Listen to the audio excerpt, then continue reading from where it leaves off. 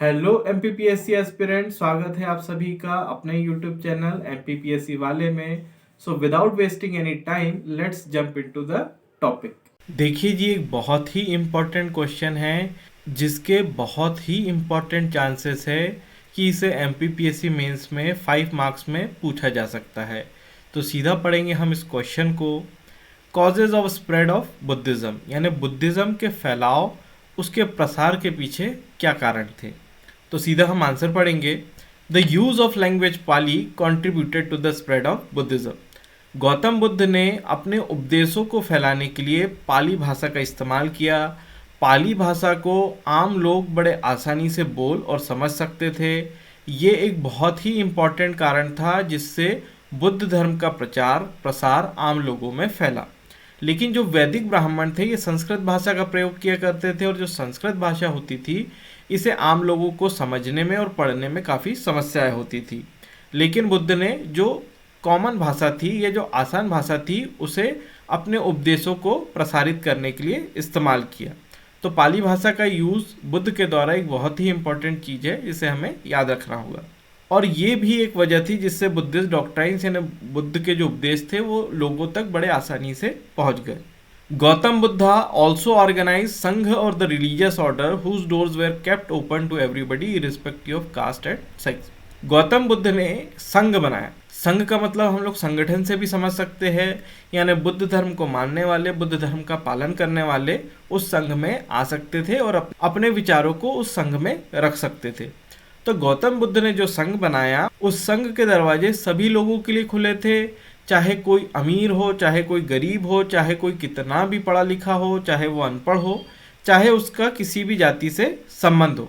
तो गौतम बुद्ध ने जो संघ बनाया था उसके दरवाजे सभी के लिए खुले हुए थे, और साथ ही साथ ये महिलाओं के लिए बिल्कुल खुले थे। यानी अगर इसमें महिलाएं भी आके बुद्ध भिक्षुणी बनना चाहती है तो वो इस संघ में प्रवेश कर सकती थी।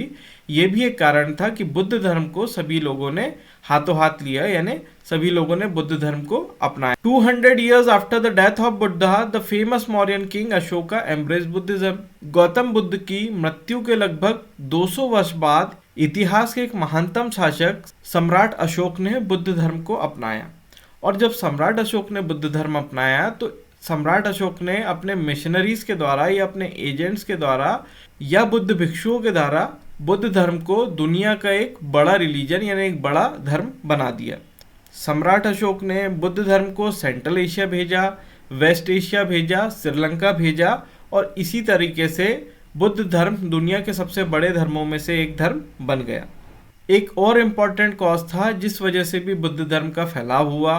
King Kanishka became his patron in 1st century AD। King Kanishka यानी कनिष्क राजा भी बुद्ध धर्म का फॉलोवर था, उसने भी बुद्ध धर्म को अपनाया था, और कनिष्क का जो साम्राज्य था वो भी भारत के एक बड़े भाग पे फैला हुआ था।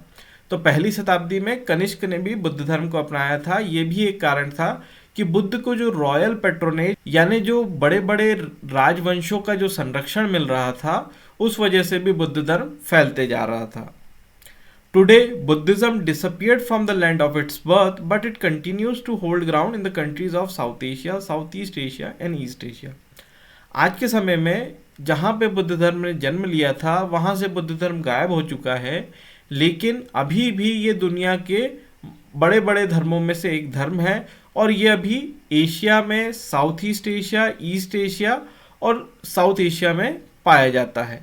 अगर आपको हमारे वीडियोस अच्छे लगते हैं तो प्लीज़ इसे लाइक कीजिए, शेयर कीजिए, सब्सक्राइब कीजिए और बेल आइकन को प्रेस करना ना भूलें, जिससे आपको रिसेंट वीडियोस के नोटिफिकेशन मिलते रहे। Thanks for watching.